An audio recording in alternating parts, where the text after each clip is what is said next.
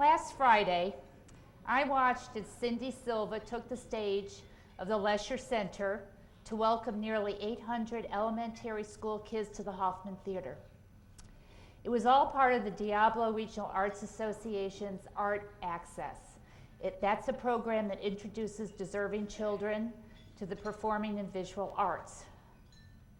For most of the kids there, it was their first visit to the center and their first exposure to theater. Their excitement and joy was palpable, and their attention was rapt, as Cindy personally welcomed them and shared a few anecdotes about her first theater experiences. The reason I mention this is to show that Cindy's energy is boundless and notorious. She is a volunteer who works tirelessly with kids, with the arts, with the chamber, with regional and local commissions and committees, all the while passionately advocating for our neighbors' preservation, youth and family services, transportation, downtown economic vitality, and of course the new Walnut Creek Library. Cindy was first elected to the City Council in 2006 and re-elected in 2010, and the rest is history. She's now our mayor. Cindy is a summa cum laude graduate of the University of Southern California with a degree in journalism. She has 30 years of business experience in marketing and communications. Most importantly, Cindy is the wife of Tom Silva. And, this is the best, soon to be mother of the bride of their beautiful daughter Katie this June here in Walnut Creek. Please give a warm welcome to Cindy Silva.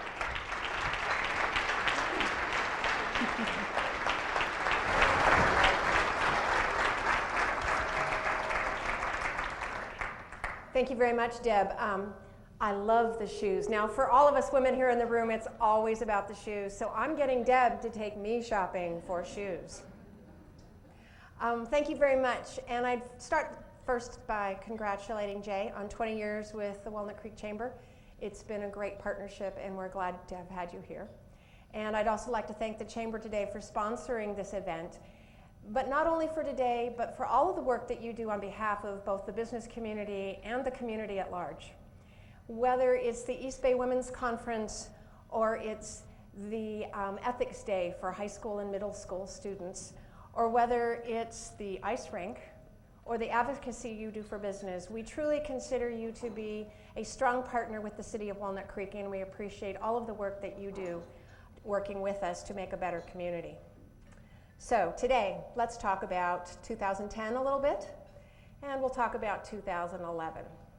So 2010, I don't think I'd surprise any of you to say that it was a bit of a hard year, but it had its good moments, and I think quite honestly that 2011 looks like an even better year. And I think both of these years, as we go through what's been happening, really tell us that Walnut Creek is not only a great place to live, it's a great place to work, and it's a great place to do business. Now, I had to try to figure out how I was going to do today, and I had a lot of you ask me earlier, how are you going to do this? And in the spirit of keeping things simple, because I don't think I can count higher than 10, and to pay homage to David Letterman, we're going to do the top 10 things about Walnut Creek today. So, and you know how he does it. He starts in reverse order, but I don't want you to presume anything that how I've numbered these, because we're going to start with number 10. And I don't think there's anybody out here who wouldn't say the first question you're going to ask me is, well, how's the city's finances? How's the budget? It is an important issue, our fiscal health. So when we think about the last couple of years, 2008 to 2010, we really had some significant budget challenges. Just like all of your businesses, our tax revenues were declining. In fact, our sales tax revenue. So this last June, we had to close a $20 million budget gap. That's $20 million gap for the next 2-year budget cycle. But we were able to do it with the help of the community and by working with our employees. And as Lori Tinfo, our assistant city manager, says, we put our budget on a diet. So the good news is if I take the temperature of our fiscal health now, we have a clean, unqualified audit. I think that's good news according to the CPAs I know. We have healthy reserves. We have 10% in emergencies, for emergencies, and 30% undesignated. And this is the part that most people are surprised about. We have no general fund debt. And in fact, we built the library with cash. We built City Hall with cash. We have no general fund debt. And our all funds balance at the end of the last budget cycle, which was June 30th, 2010, was $74.5 million. And I would like to take a moment right now to introduce the one person who's an elected official in this room who is not. He's our, introduced earlier, he's our treasurer, Ron Casano. And this is the man that knows all the numbers. Ron, can you please stand?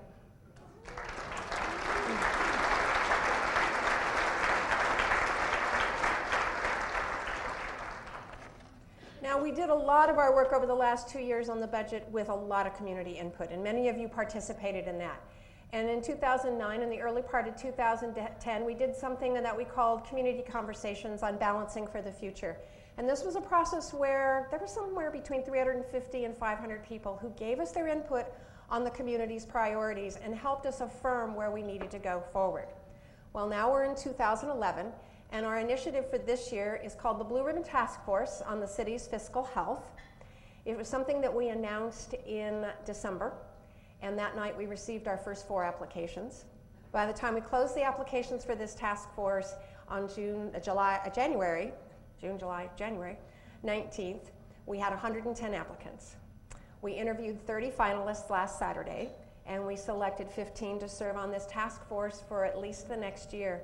And these individuals will be looking at our city's finances and giving us recommendations on really viable financial solutions that we could implement in the future to meet our operational and capital budgets. And one of your former presidents of the Chamber, Leslie Dawson, is a member of that task force, and we're so pleased to have her expertise on that. Another thing people always ask us is, no matter whether you live here, you work here, or you're just a visitor, are we a safe community? And if Chief Joel Priadin could have been here today with us, he would tell you that yes, we are a safe community. In fact, our crime rate is down. As of the end of 2010, for 2010, our crime was down 10.8%, and it was down 9.4% over the last 6-year average. And I really hope that you will join me in thanking our police officers who are here today for their good work on our behalf.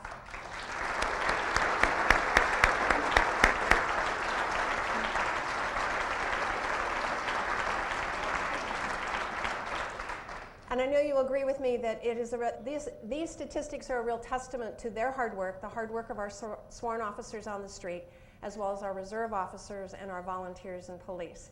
And I think you'll also be pleased to know that this next year, one of their goals is to work more with the neighborhood retail shopping centers on issues related to crime that can oftentimes occur there, and working with the business owners and the property managers, as well as the residents in those areas. So we're looking forward to that.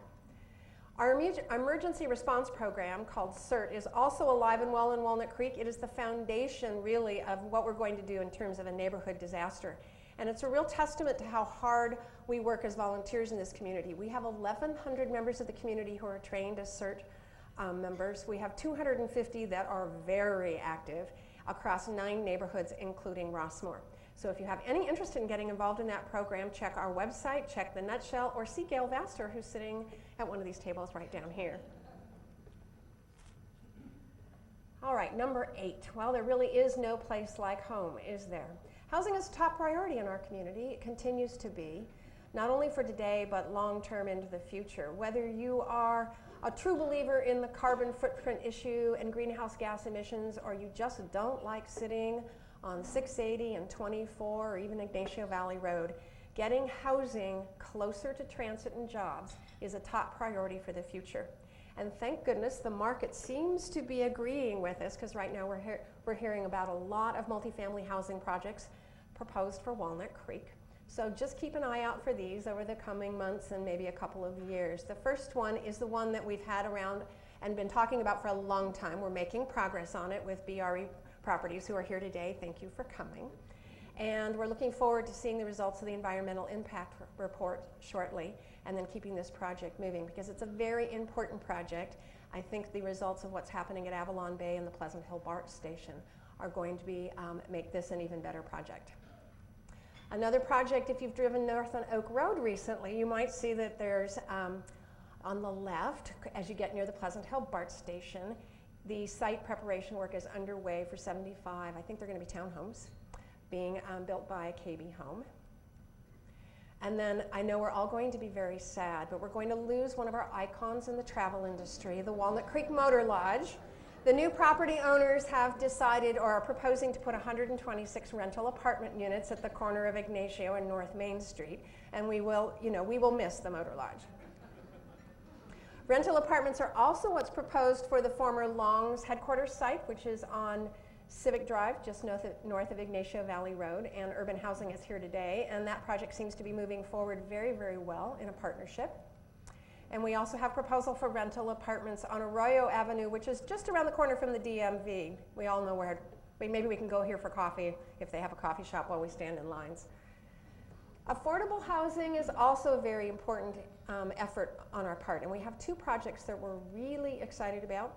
At 3rd Avenue near North Main Street, 48 affordable apartments are proposed, and then Habitat for Humanity is proposing to build its first project in Walnut Creek, and it's 10 homes near the Walnut Creek BART station just on the other side of the freeway. Okay, if you talk about Walnut Creek and you're going to talk about traffic and parking, you have to have a little bit of a sense of humor. So, but we do know that traffic and transportation issues are very, very important, whether you live in Walnut Creek, whether you work here, whether you own a business, or whether you're visiting. So just to let you know, we continue to maintain our commitment to our local roads and parking issues. We invested some $5.7 million in 2010 in road work and a couple of key projects. If any of you sit on Ignacio Valley Road, we have invested some $2.2 million in this last year and going into this year in what is called an adaptive signal timing project. Bottom line, it's designed to control those signals so that things are more efficient on Ignacio Valley Road, and it's for all of the signals from the freeway all the way out to Oak Grove Road, and the project should be completed by summer. And if you drive Ignacio Valley Road at night, you might have noticed that the light is a little brighter, and that's because over the last 2 years we've been investing in swapping the incandescents for LEDs. We've done this in partnership with PG&E and with grant money, and we hope to complete this project this coming year if we in fact can get additional grant monies. The LEDs are 55% more energy efficient, but this has involved 288 lights just on Ignacio Valley Road from the freeway to Oak Grove. I don't even want to know what the storage requirements are for those light bulbs. And what would not be a state of the city without talking about parking? So a year ago at this time, our 3 downtown municipal garages looked like this. So you went in, you pulled a ticket, you came out, and you had to give a ticket to the attendant and pay the attendant. It was pretty traditional. But now, in the last year, we've installed token systems at each of our 3 municipal garages, which allows our garages to be more efficient and also to be open 24/7 because we don't need to have an attendant in there all the time. Now, over the last few years, we get a lot of compliments on the digital reader boards that are on our parking garages and on some of the private garages. But in this coming year, we're going to see something really great. And I'm very excited about this because this was just installed, although it is not yet lit. This is the new parking garage sign on the 5-story garage at Broadway Plaza. And if you can see this, what it's going to tell us is how many spaces are available on each level. Not only that, but how many spaces are for employees and how many are for customers. And Chuck Davis from Mace Rich is here today. And thank you, Chuck, for putting this in before Neiman Marcus opens, meeting your promise, and also for making even more technological changes in that garage so it'll be easier to find a parking place the day after Christmas. Thank you. Now, the other thing is, I'm sure you've heard about the task force that's been working on downtown parking issues for the last 15 months. That task force involved about 20 people, and it was a real demonstration of how we can collaborate between businesses and the city, residents, employees, as well as the garage owners and operators. And the reports of that task force are coming to Council and the Transportation Commission next Thursday, the 17th at 7 p.m. I know you're all going to be very excited to come and give your input on it. The recommendations, as I understand it, involve issues such as inventory management, where employees park, better communications and signage, and green pack practices. So we're all looking forward to hearing what the task force recommends. But of course, we also listen to what residents tell us and business owners about traffic and parking. And we're always looking for public input, such as last week I received this photo as a suggestion on how to do traffic calming on Walnut Boulevard. I literally did get this under the heading traffic calming on Walnut Boulevard. So I forwarded to Rafat Ray, senior traffic engineer, and he is now working on calculating how many turkeys we need to buy in order to calm all of the city's streets. Oh, okay, we have some volunteers, I'm sure we do. And speaking of nature, since the mid-1970s and probably before, the natural environment of Walnut Creek has been very, very important to our residents. And some of the best views in the county are from our open space areas, and they're about to get even better because this past year we partnered with the City of Lafayette, the East Bay Regional Park District, and the Muir Heritage Land Trust, and we were able to buy this ridge, and the Acalanes Ridge. It's 22 acres. It has the most pristine 360-degree views of the county in the entire Central County. And it also creates a connection with the Briones Trail in the East Bay Regional Park District, and this land will now be preserved forever from development.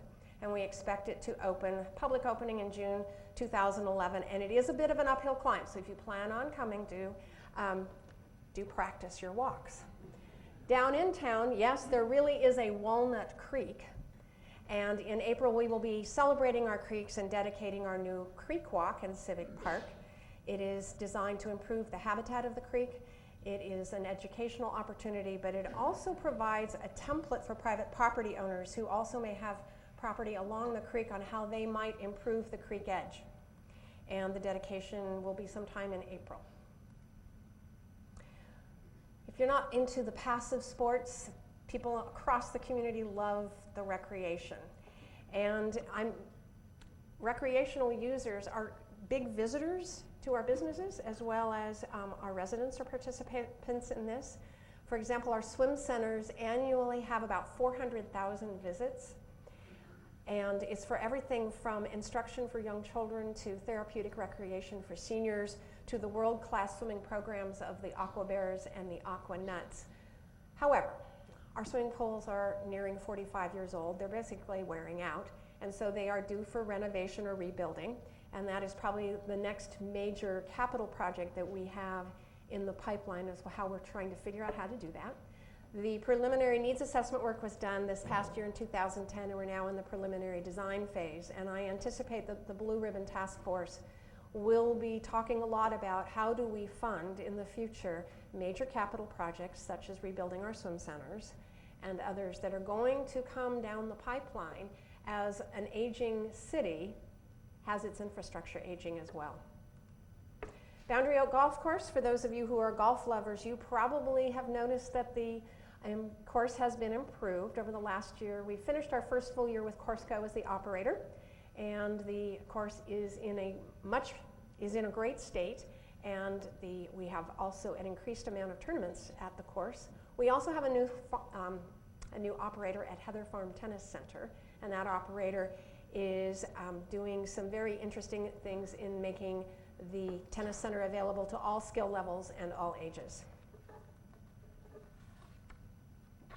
You heard earlier that I had the opportunity last week to introduce the SMU Ballet's performance for the Art Access Program, and it was really a wonderful morning to be able to greet 800 screaming 9-year-olds. Deb gave me far more credit for how I did that introduction. What I basically said is, let's scream now because you're going to have to be quiet for a while. The arts are alive and well in Walnut Creek, and we've come a long way in the last 20 years. Some of you may remember the Nut House, which was the precursor to the Lesher Center of the Arts. The Lesher Center celebrated its 20th birthday this year, and over the last 20 years, it has proven to meet its vision. It was envisioned to be the economic anchor of the northern part of downtown, and the economic studies show that for every dollar that is invested in the arts in this community, there is a $36 return on that investment in the local business community. So we were really pleased to celebrate the 20th birthday in October, and the 20th birthday celebration raised about $215,000 for the Lesher Center programs. Now, there were 830 performances at the Leisure Center in 2010, so I'm trying to start to do my math of, okay, for every dollar of ticket sales, it produces $36 back into the community. I'm not that fast. But some of the performances, it's not just community theater. The performances have ranged from All Shook Up, which is a jukebox tribute to Elvis Presley in that era, to Dracula at Center Rep, to a really edgy performance of Becoming Brittany. And then we have other productions. We have dance, such as the Company C Contemporary Ballet. We have festival opera.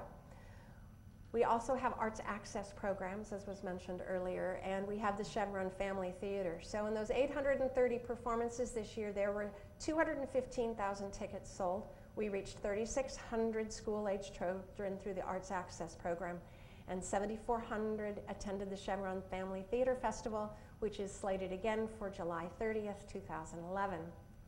The Bedford Gallery is also in the Leisure Center of the Arts, and the Bedford Gallery's shows experience about 30,000 local and regional visitors each year. And then this year, the Bedford Gallery was spending quite a bit of time procuring the 40 new pieces of public art that are in our new downtown library.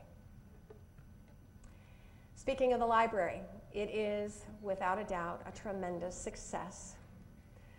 On July 17th, we opened the new library with 8,500 of our closest friends. And then in the next 13 days, 46,000 people visited the library.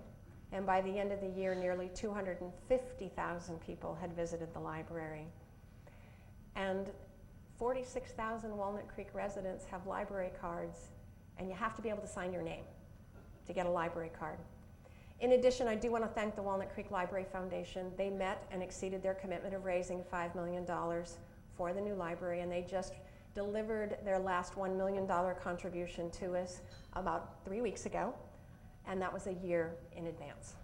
So thank you very much.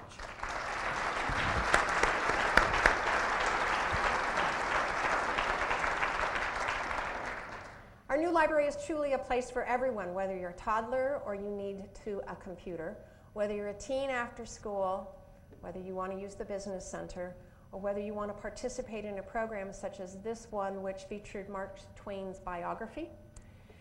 There is literally a place for everyone in the new library. And I want to take a moment right now to thank many of your businesses are on this list. These are the businesses who are investing in culture, in the arts, in arts education, and libraries here in Walnut Creek. We cannot thank you enough, because not only do arts mean business, but your business support and investing in the arts means that we can continue to provide those arts to the community at large. And as a final recognition, I do want to say special thanks to the Lesher Foundation. Just recently, the Lesher Foundation made more than a $1 million contribution to the Diablo Regional Arts Association and the City of Walnut Creek for the next 5 years for the Lesher Center of the Arts. But in addition, and they've made many contributions over the years, but in addition, they also made a $1 million cornerstone grant for the new Walnut Creek Library. So they are truly living a life of giving back to the community, and the Lesher family and the Lesher Foundation should be greatly thanked. And thank you, Kathleen.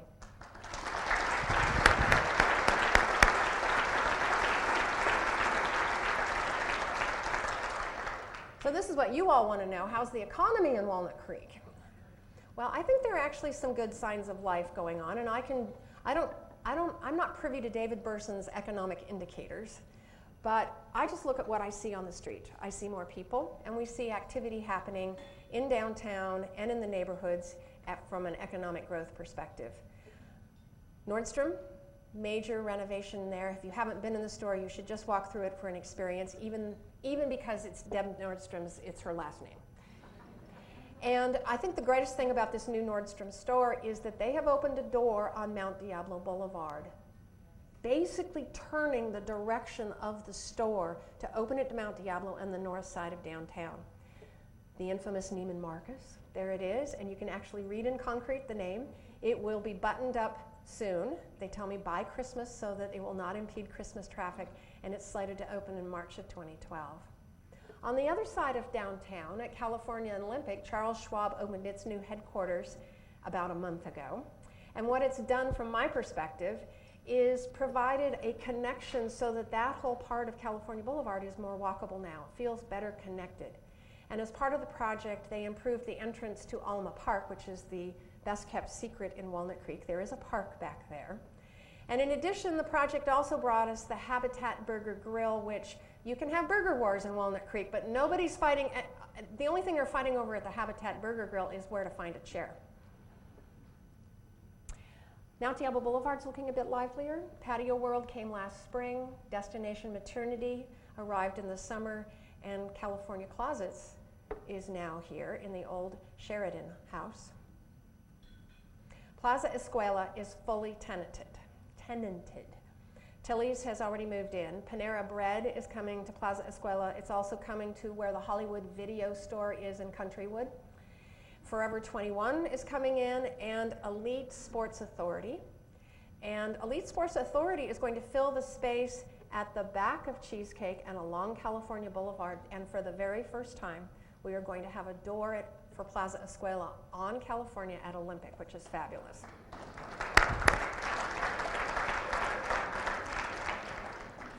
So some things are also finally moving forward. If you live out in the Ignacio Valley, Ignacio Plaza is getting fresh and easy, and the slated opening date is March 23rd. It replaces what was the Rite Aid, so there's another grocery store. Some of you will know this as the batch plant, the last industrial use in Walnut Creek, and we're expecting it to become a 24-hour fitness and a Chick-fil-A, and if any of you want to know what a Chick-fil-A is, I did go to visit one in Florida, so. And finally, the last of urban blight in Walnut Creek. The co-op side on Geary Road is getting Henry's Farmers Market, and we're very excited.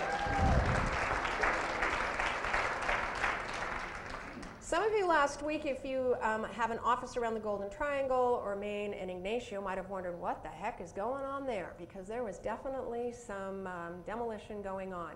Well, what's coming is the new Dorito Brothers. We are finally getting a state-of-the-art auto dealership in Walnut Creek, and we're looking very forward to it.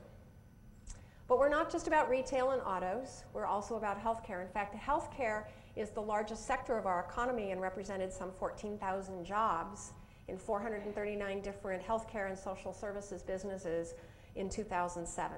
John Muir Medical Center over the last 3 years has been working on its expansion, and that expansion is slated to open its grand opening Saturday, April 2nd. It's a 5-story tower. It's 380,000 square feet, and it will double their capacity. And we are so glad that they're about done with their construction on Ignacio Valley Road, aren't we? But some of the city's job is not just to respond to requests from the business community for applications. Our job is to provide a vision for the economic future. And that's what we did last year when we finally completed the Mount Diablo Locust Street specific plan. It was a 6-year work of art, but it was really designed to focus on what are we going to do about 6 pieces of parcels along Mount Diablo and California Boulevard and Main Street and Locust that really are holdovers from the auto sales and service, the auto-oriented downtown. And the vision is really to create a connection between the southern portion of Mount Diablo and the northern portion, improve pedestrian walkability, bring sustainable design while at the same time adhering to the character of the traditional downtown, and also to facilitate that Walnut Creek continues to be an arts and culture destination with the possibility of a downtown hotel. So we adopted that plan in August. It is a plan, it is not a project. And it is a vision, though, that developers can have going forward in the future. And these are just some of the visions of what might North Main and Mount Diablo might look like in the future, as well as the one on the lower right is what is currently or was previously Mark Norris Tires. In addition to doing this, we are working actively with the Chamber on the T-bid and with the Downtown Business Association on a project to brand our downtown. And finally, as a major economic development effort, we have moved economic development from the Community Development Department at City Hall to the City Manager's office.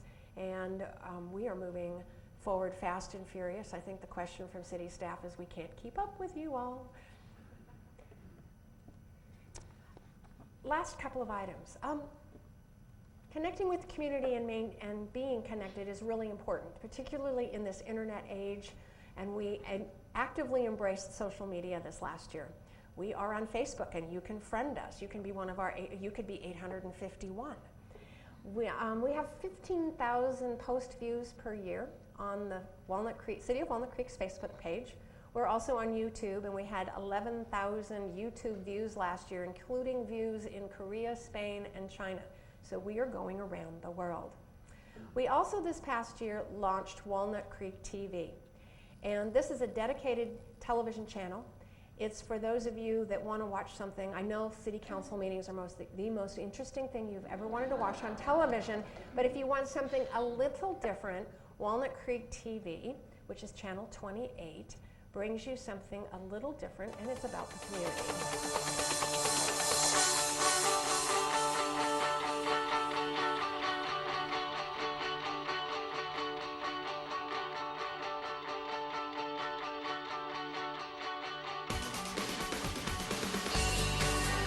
Parking made easy and convenient.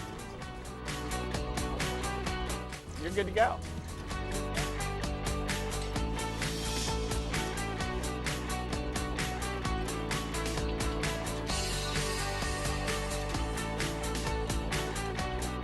Now that was easy.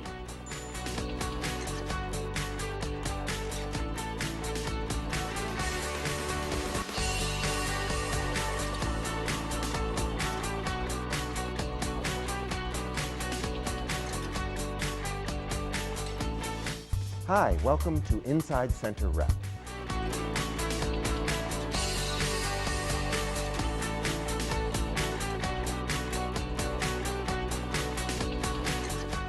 My name is Carrie Lederer, and I'm the curator of exhibitions here at the Bedford Gallery.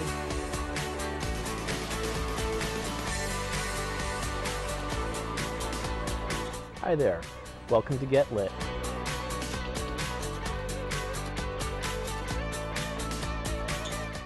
And that's when I decided to run for the city council.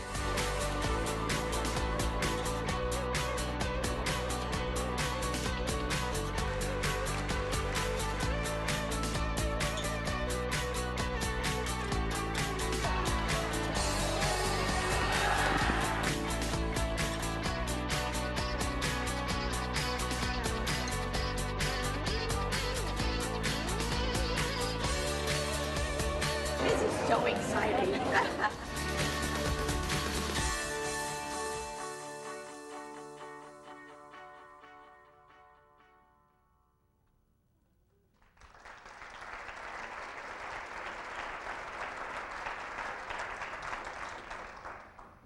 Number one for me is the people of Walnut Creek. This community is all about its people. And no matter what you do in the community, it's the power of volunteers that really make this community one of the most unbelievable places to live, to work, and to visit. I am very proud this year to be mayor of this community and to have just a little small piece of being able to lead it and move it forward. When you look at all of the, we were trying to figure out how to calculate how many people are volunteers. And just the Lindsay Museum alone has 550 volunteers who contribute 84,000 hours per year. So I'm figuring there's probably a million hours contributed in this community, making it such a wonderful place. And so that's why this year we're dedicating it as the Year of the Volunteer. This is a year that we're going to celebrate those who volunteer in our community. We're going to support it and help it expand. And at the end of the year, we're going to honor it in a way like we've never done before in this community with a community service day in which we're asking volunteer organizations in the community to come up with projects, and volunteers from throughout the community come together. We're gonna have a little speed dating, and then we're all gonna go off and help each other for a day. The day will be Saturday, October 1st, and the planning starts this Friday at the kickoff breakfast with our volunteer partner organizations. We thought maybe 35 would come. We have over 100 people coming. So that gives you a testament to what's happening in this community and how important it is to all of us. I thank you all for the work that you do on behalf of our community. It is an honor to be able to stand here today for just one moment in time. I wish you all the best in the coming year. And there's rumors that someone might have a question. Do not ask me about bounce houses.